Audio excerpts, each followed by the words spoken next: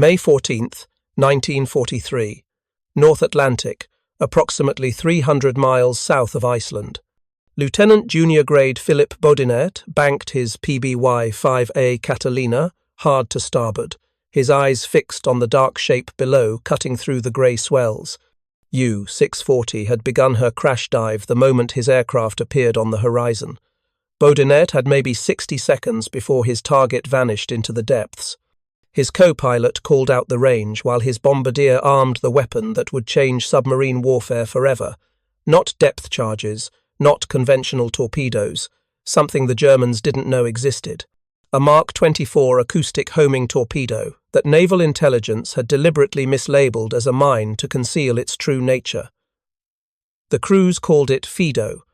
If you're enjoying this deep dive into the story, hit the subscribe button and let us know in the comments from where in the world you are watching from today. The torpedo dropped clean from Catalina's bomb bay. It entered the water 30 feet ahead of U-640's diving position. For 3 seconds, nothing happened. Then the acoustic hydrophones detected the submarine's propeller noise. The torpedo's electric motor whined to life, its guidance system steering toward the sound signature. Inside U-640, Korvettenkaptein Hans Lu witnessed something his training had never prepared him for. A torpedo was following his submarine, not chasing the point where he had been, but tracking him as he maneuvered. Diving didn't help. Speed didn't help. The weapon hunted him like a bloodhound following scent. The Mark 24 struck U-640's pressure hull at 150 feet depth. The shaped charge detonated with devastating effect.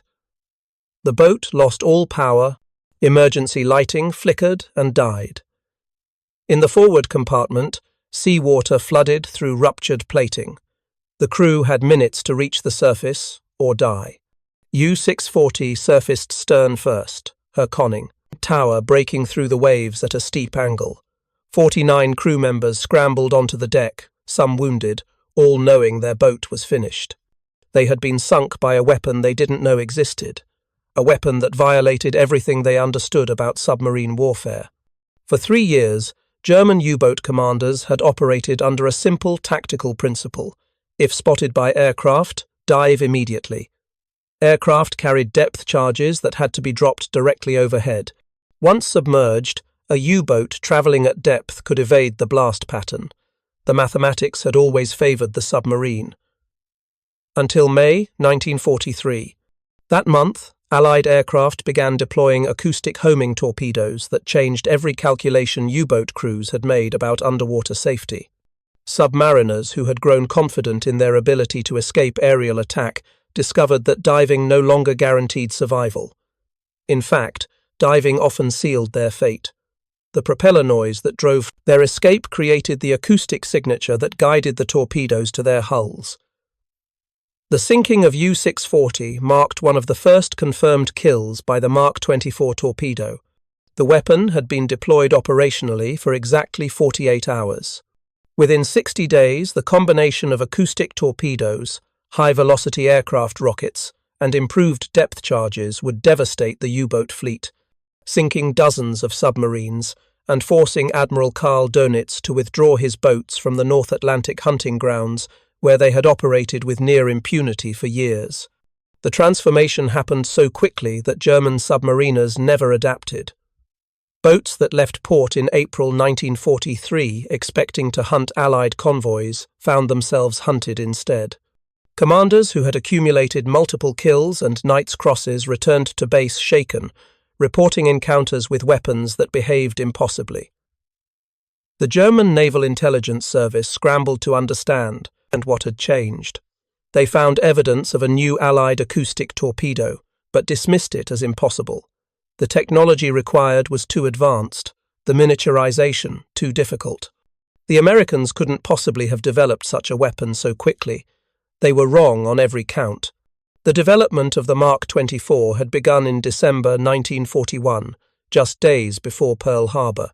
The National Defense Research Committee convened a meeting at Harvard University's Underwater Sound Laboratory on December 10th to discuss the feasibility of an air-launched acoustic homing torpedo. President Franklin Roosevelt had personally directed the project, overriding naval brass who insisted such a weapon couldn't be built in less than 5 years. The requirements were daunting. The torpedo had to fit inside a 1,000-pound bomb rack. It had to withstand the shock of an airdrop from 200 to 300 feet altitude. It had to function in ocean conditions ranging from flat calm to heavy seas. It had to detect submarine propeller noise from 1,500 yards away and home on that signature through 3 dimensions. Most critically, it had to accomplish all this while being small enough and light enough for a single-engine aircraft to carry. 2 separate research teams attacked the problem simultaneously. Harvard Underwater Sound Laboratory focused on the acoustic detection system. Bell Telephone Laboratories designed the guidance and control mechanisms. General Electric built the electric propulsion motor. David Taylor Model Basin handled the hydrodynamics and shell design. Each team shared all information with the others, eliminating the bureaucratic barriers that typically slowed weapons development. The timeline they achieved was extraordinary. First planning meeting, December 10, 1941. First prototype tested, December 7, 1942, exactly 1 year after Pearl Harbor. First production units delivered, March 19, 43. First operational kill, May 14, 1943. 17 months from concept to combat success. The torpedo that emerged from this crash program was designated Mark 24, but officially classified as a mine to conceal its capabilities. The name Fido came from the project code but proved appropriate. Like a dog following scent, the weapon pursued its target relentlessly once it acquired the acoustic signature.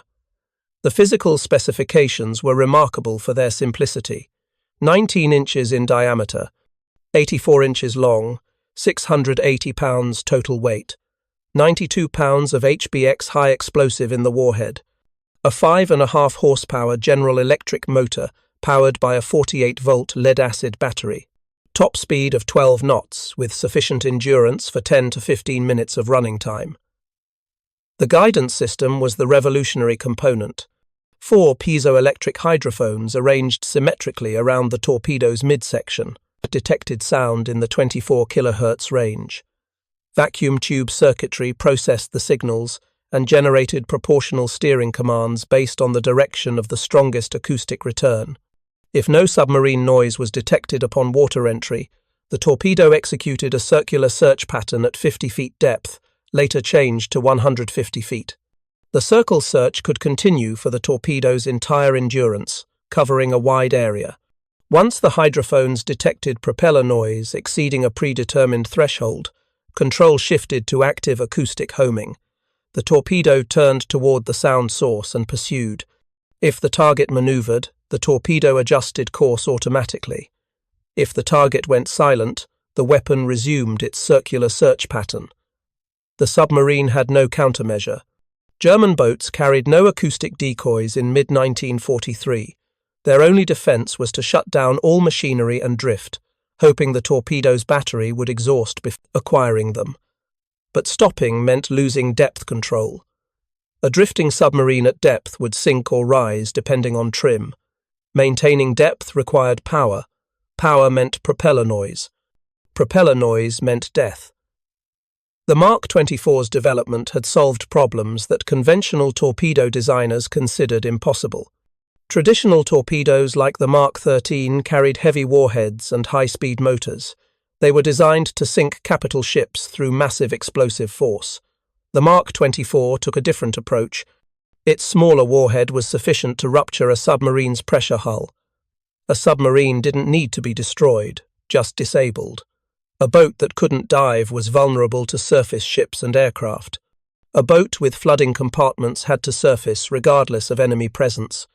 The battery-powered electric motor eliminated the noise signature that plagued conventional torpedoes. German submarines could detect incoming steam or compressed air, torpedoes from the turbulence they created. If you find this story engaging, please take a moment to subscribe and enable notifications. It helps us continue producing in-depth content like this. The Mark 24 was nearly silent until it was too close to evade. The slow 12-knot speed was actually an advantage.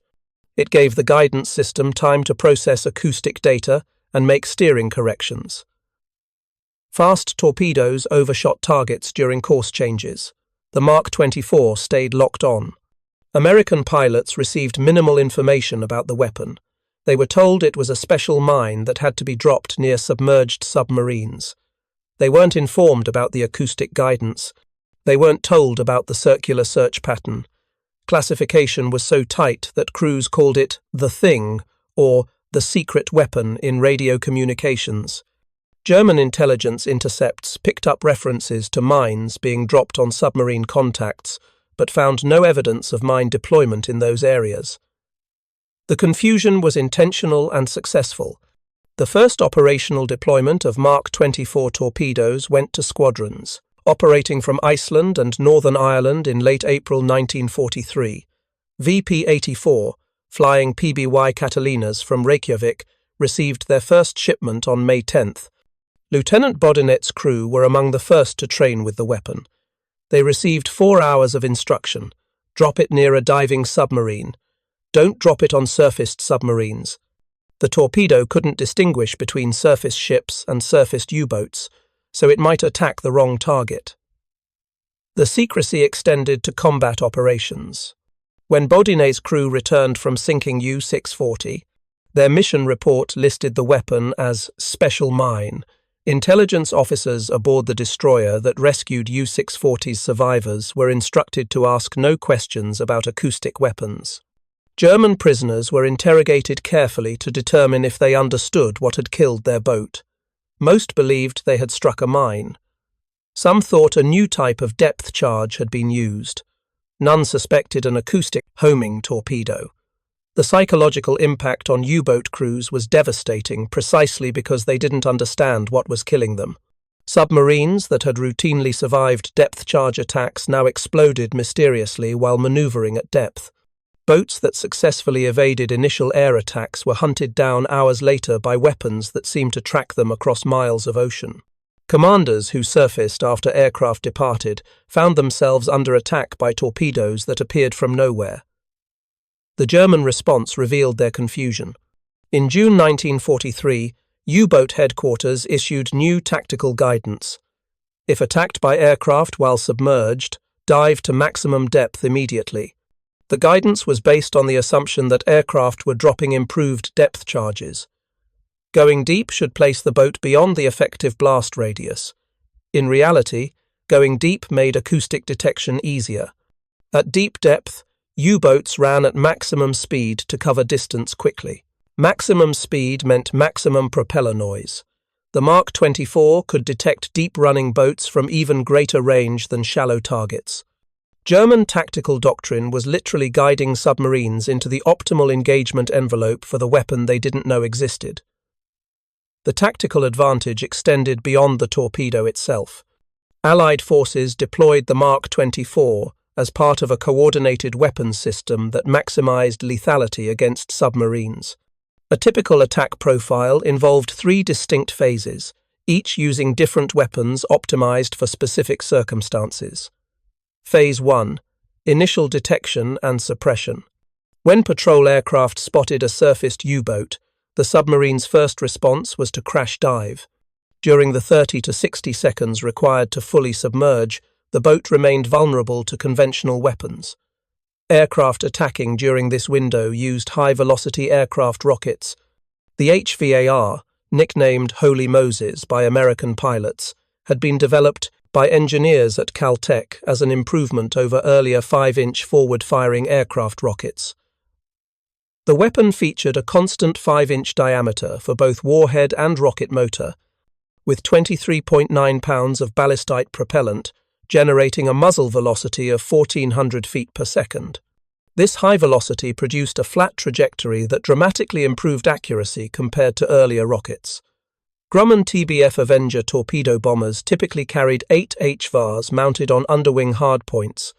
Each rocket packed 7.5 pounds of explosive in either a general-purpose warhead or a shaped charge semi-armor piercing warhead designed to penetrate reinforced concrete and heavy steel.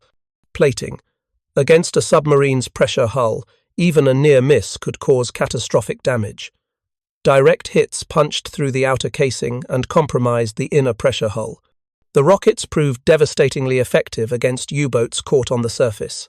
A submarine. It required approximately 45 seconds to flood its ballast tanks and begin diving.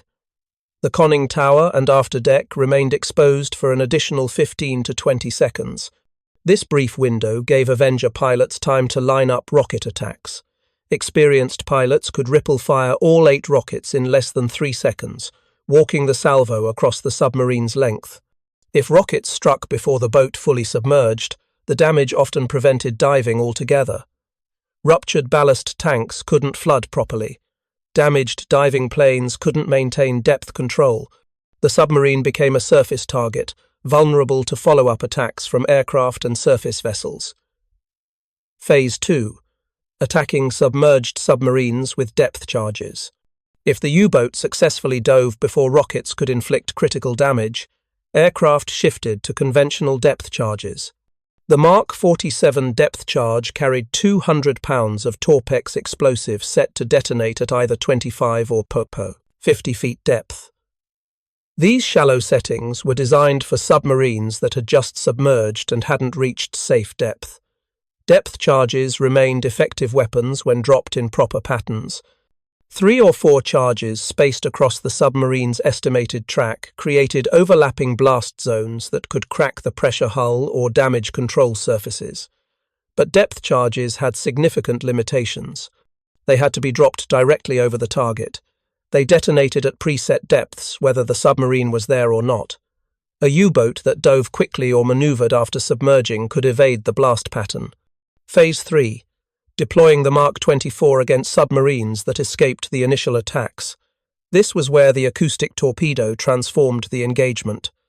After depth charges exploded, the aircraft would orbit the area and drop a single Mark 24 near the submarine's last known position. The torpedo would enter its circular search pattern, listening for propeller noise. Inside the submarine, the crew faced impossible choices. Run silent and drift, hoping the weapon's battery would exhaust. But drifting meant losing control. The boat might surface involuntarily or sink beyond crush depth. Run the motors to maintain depth control. But motor noise would attract the weapon they couldn't see or hear approaching. Surface and fight. But surfacing meant exposing themselves to aircraft that were still overhead, waiting. Most commanders chose to run. They believed they could outmaneuver conventional torpedoes through speed and sharp turns.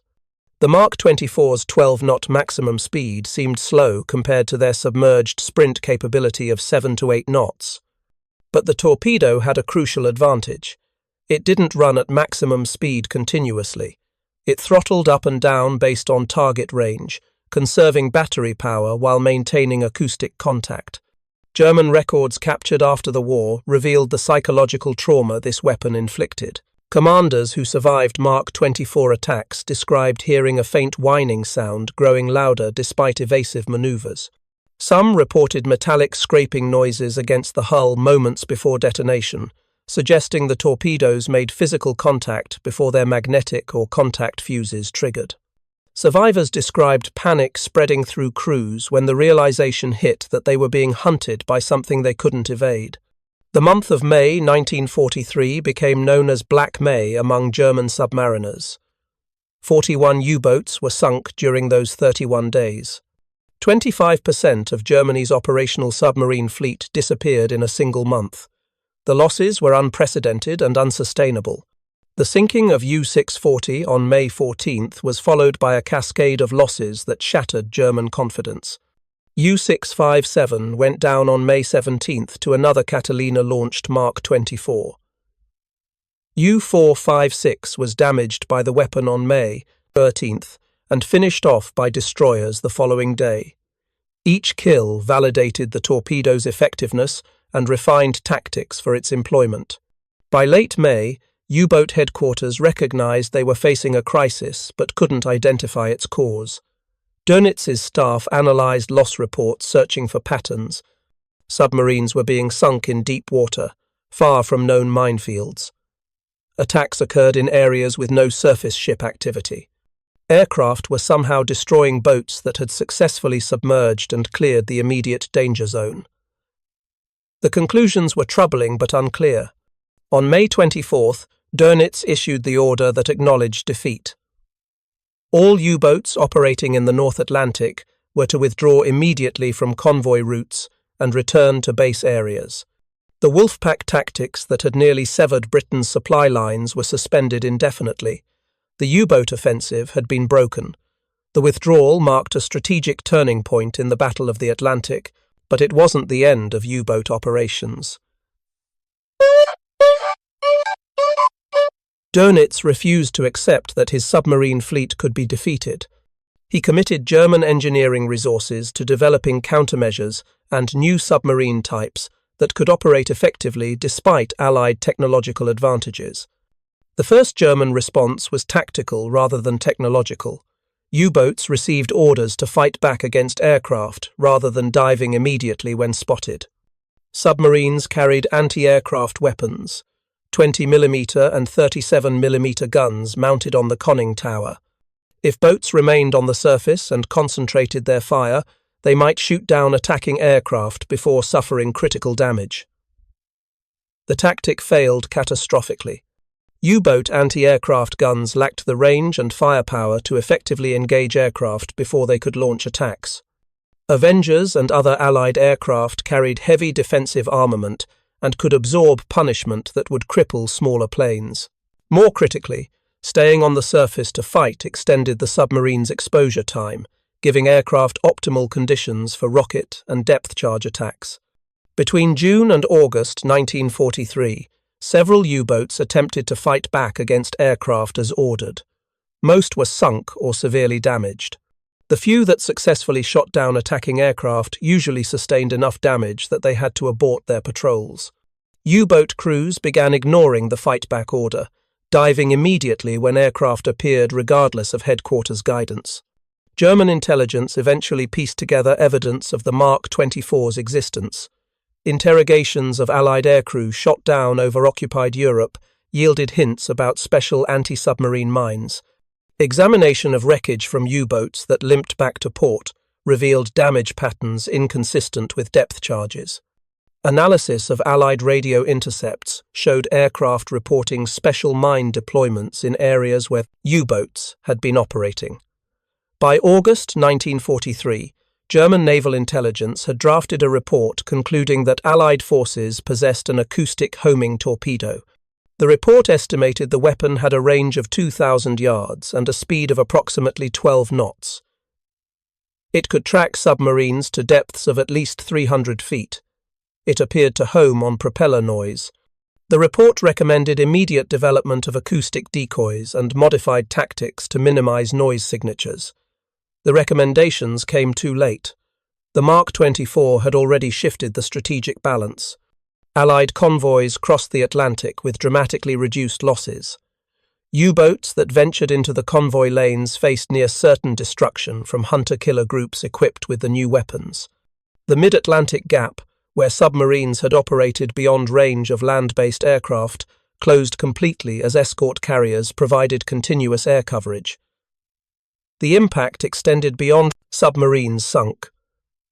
Every U-boat commander now operated with the knowledge that diving no longer guaranteed safety. The psychological burden affected decision-making in combat. Commanders hesitated to engage convoys, knowing that even successful torpedo attacks would bring aircraft armed with weapons that could hunt them down. The aggressive Wolfpack tactics that had characterized German operations through 1942 gave way to cautious, defensive behavior. The combination of rockets, depth charges, and acoustic torpedoes created a weapons system that German submarines couldn't counter. Rockets punished boats caught on the surface. Depth charges forced submarines deep. Acoustic torpedoes hunted them at depth. Each weapon covered the weaknesses of the others, creating overlapping kill zones that left U-boats with no safe options. American escort carriers proved to be ideal platforms for deploying this weapons system.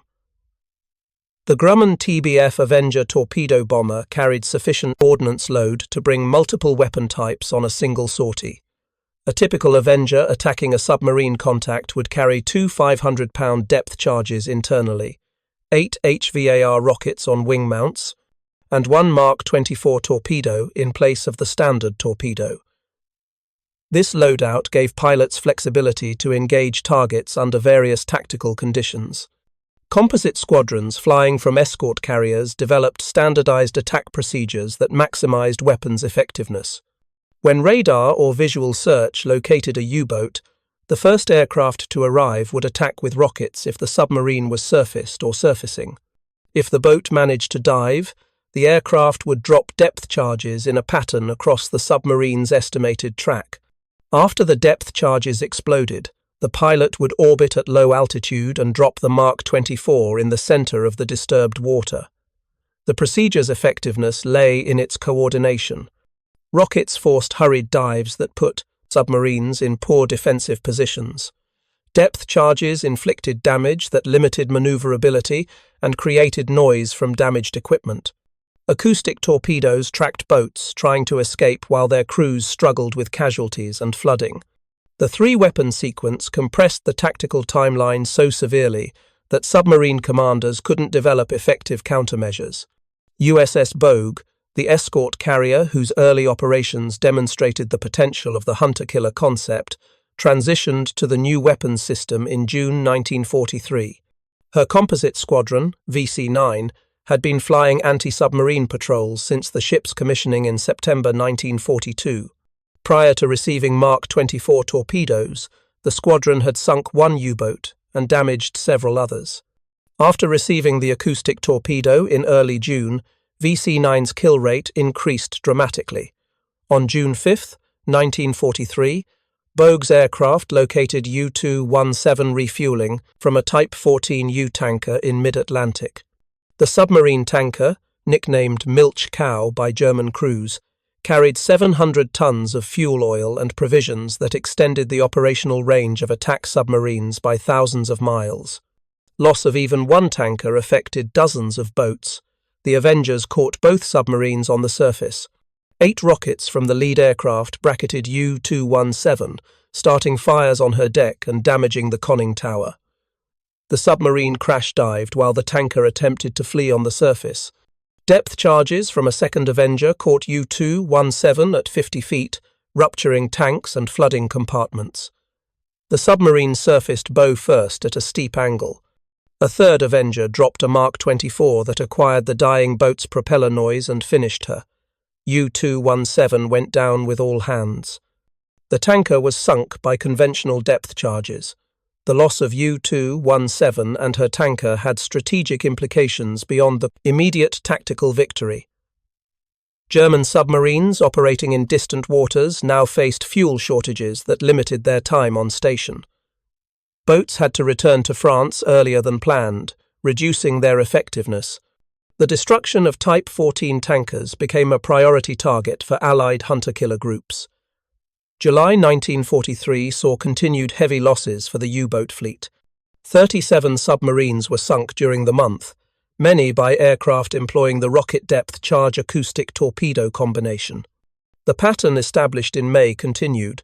Submarines that ventured into areas with Allied air coverage faced near-certain destruction. U-527 was sunk by Bogue's aircraft on July 23 after a textbook execution of the three-weapon attack sequence. The submarine had surfaced to charge batteries at night, believing darkness provided protection against air attack. Radar-equipped Avengers located her from 15 miles away.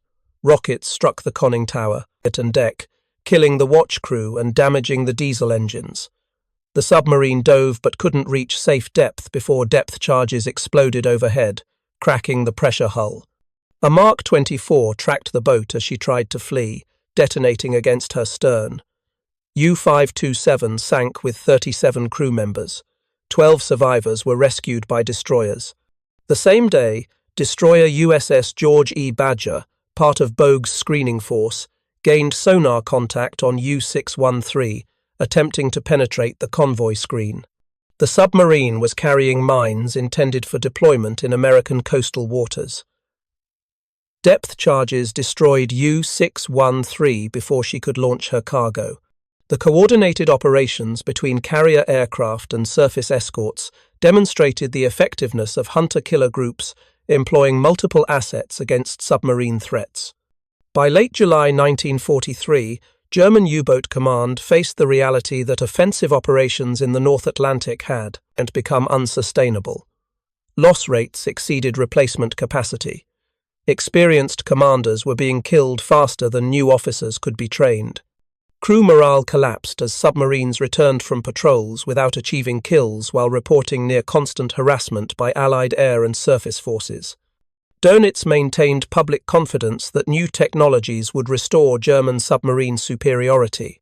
Type 21 U-boats with streamlined hulls and improved battery capacity could operate submerged for extended periods at speeds exceeding 17 knots. These revolutionary boats might regain the initiative if deployed in sufficient numbers. But Type 21 development faced repeated delays. Allied bombing of construction yards slowed production. Material shortages affected quality control. Technical problems plagued prototype testing. The first operational Type 21 didn't begin patrols until March 1945, far too late to affect the war's outcome. Meanwhile, American industrial capacity overwhelmed German submarine construction. Henry Kaiser's shipyards at Vancouver, Washington, produced Casablanca-class escort carriers at a rate of one every 7.3 days during peak production in 1944. Each carrier embarked 28 aircraft, including Avengers equipped with the latest anti-submarine weapons. The escort carriers deployed faster than U-boats could be built. Allied weapons technology continued advancing. Mark 24 torpedoes received upgrades that improved reliability and extended range. Later variants incorporated active sonar that could detect submarines even when they ran silent. HVAR rockets received proximity fuses that detonated the warhead at optimal standoff distance from the target. Depth charges adopted new explosive fills that increased lethality.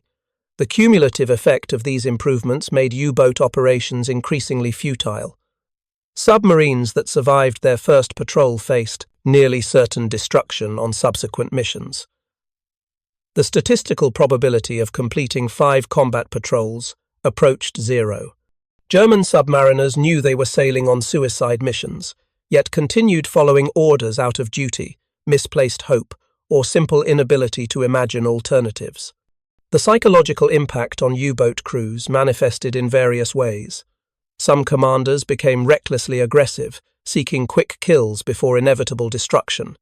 Others became pathologically cautious, avoiding engagement and accomplishing nothing. Crew discipline deteriorated as men recognized the futility of their situation. Reports of psychological breakdowns increased. Several boats returned to port prematurely, citing equipment malfunctions that investigation revealed to be fabricated. Interrogations of U-boat prisoners captured in mid to late 1943 revealed the depth of demoralization.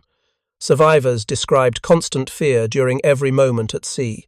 They spoke of lying in their bunks listening for the whine of acoustic torpedoes that might be tracking them. They recounted boats that simply disappeared, lost without trace or distress signals, presumably destroyed by weapons they never detected. The German response included attempts at deception and misdirection that revealed desperation rather than tactical sophistication. Some U-boats began towing noisemakers on long cables, hoping to decoy acoustic torpedoes away from the submarine. The devices generated propeller-like sounds but proved ineffective. Mark 24 torpedoes could distinguish between decoy signatures and actual submarine propellers. The torpedoes pursued real targets and ignored the crude acoustic simulators. Other attempts focused on reducing propeller noise through improved designs and special coatings. Propellers were machined to tighter tolerances.